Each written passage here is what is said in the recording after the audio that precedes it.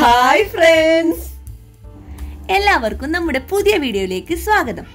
ഇന്ന് ഞങ്ങൾ അനാർ വെച്ചിട്ട് ഒരു അച്ചാറാണ് ഉണ്ടാക്കാൻ പോകുന്നത്. അതിനുവേണ്ടി ഞങ്ങൾ ഇവിടെ ഒരു അനാറാണ് എടുത്തിരിക്കുന്നത്. ഇതൊരു പരീക്ഷണമായിരുന്നു, പക്ഷേ വലിയ കുഴപ്പമൊന്നും ഉണ്ടായിരുന്നില്ല. നല്ല ടേസ്റ്റ് ഒക്കെ ഉണ്ടായിരുന്നു. അനാർ ഇഷ്ടപ്പെടുന്നവർക്ക് ഇത് കുറച്ചുകൂടി ഇഷ്ടപ്പെടാൻ ചാൻസ് ഉണ്ട്. ആദ്യം തന്നെ നമ്മൾ അനാറ് കട്ട് ചെയ്ത് അതിൻ്റെ സീഡ്സ് എല്ലാം കഴുകി മാറ്റി വെക്കുക.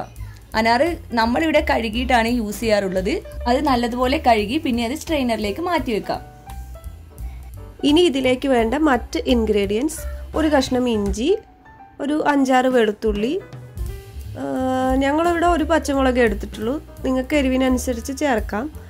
പിന്നെ കുറച്ച് കറിവേപ്പില.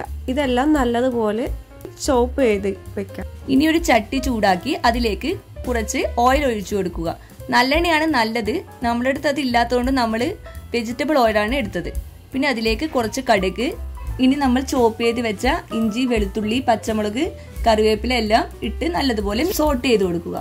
ഇഞ്ചി വെളുത്തുള്ളിയുടെ ആ പച്ചമണം മാറിയതിനു ശേഷം അതിലേക്ക് ഒരു 1/4 ടീസ്പൂൺ മഞ്ഞൾപ്പൊടിയും, 1 ടീസ്പൂൺ മുളക് പൊടിയും, ഒരു 1/2 ടീസ്പൂൺ കാശ്മീരി ചില്ലി പൗഡറും, ഒരു 1/4 ടീസ്പൂൺ ഉലുവ പൊടിച്ചതും, ഒരു 1/2 ടീസ്പൂണോളം കായവും ചേർത്ത് വീണ്ടും നല്ലതുപോലെ സോട്ട് ചെയ്തെടുക്കുക. ഇതിൻ്റെ പച്ചമണം മാറുന്നത് വരെ നല്ലതുപോലെ സോട്ട് ചെയ്ത് കൊടുക്കാൻ ശ്രദ്ധിക്കണം. ഇനി 1 ടീസ്പൂൺ കടുക് പൊടിച്ചത് ഇട്ട് കൊടുക്കുക.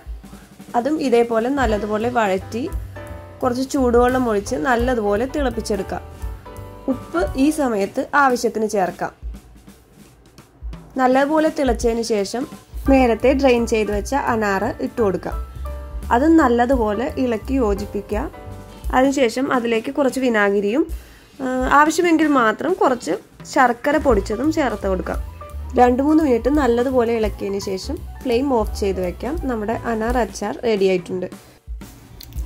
അപ്പോൾ നമ്മുടെ വീഡിയോ ഇഷ്ടമായാൽ ലൈക്ക് ചെയ്യുക, കമൻറ്റ് ചെയ്യുക, സബ്സ്ക്രൈബ് ചെയ്യുക. Thank you for watching. Bye bye.